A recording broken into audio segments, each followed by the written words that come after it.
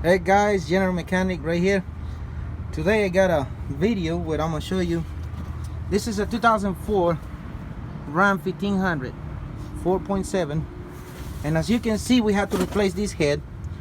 We had a little problem going on with the valves right there. So besides that, we had we decided to put new timing chains, guys, tensioners and everything in it. As you know, these are known for having problems there. And well, after we got it all back together, the truck didn't start right. It barely started, never stayed running on its own, and it was backfiring. That was the main concern that I had. So we took the decision, well, let's take it apart and see what's going on, you know. Came to find out the time is done right. You can see 12 o'clock, V8 12 o'clock, and we actually counted the links from here to the bottom mark.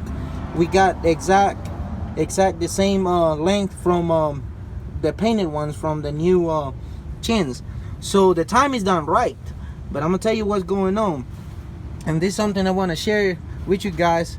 And a quick tip, you know, when you're doing a timing chain like this and you order a kit, you know, this kit will fit a Durango, will fit a Ram, will fit a Jeep Grand Cherokee. Whatever has a 4.7 is the same chains and everything, but something is different. And I just found out the hard way. Believe me, this is a hard job to do. So let's say we set this thing right on time, like following the other sprocket in the back. Pay attention to the cut holes for the timing, for the camshaft sensor to read on. If you look at this, we got a V8 mark right here, and if we go straight back, we're gonna have one little cut, one of them.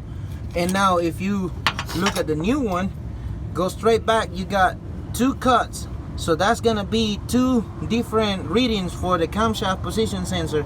And this is the reason why the truck right here, or this engine we're working on, it started backfiring and giving us headaches. So what you gotta do before you get to spend too much time like we did, make sure you check the sprocket on the passenger side head or right side bank, and make sure that it's the right pulley. So we're gonna have to get another pulley, I guess, that matches this thing, put it back together, and you know, get it fixed. There's nothing wrong with the timing, even though it will sound like it's out of time. It will not run right. It will give you codes about camshaft and crankshaft. They're not matching right on the time. It's gonna get all crazy. But main problem for our problem was this. So I hope this can be helpful for somebody out there going through the same problem. If you like the video, don't forget to leave thumbs up, and got any questions, leave in the comment below. But main thing, subscribe for more, and thank you for taking the time to watch. Have a blessed day.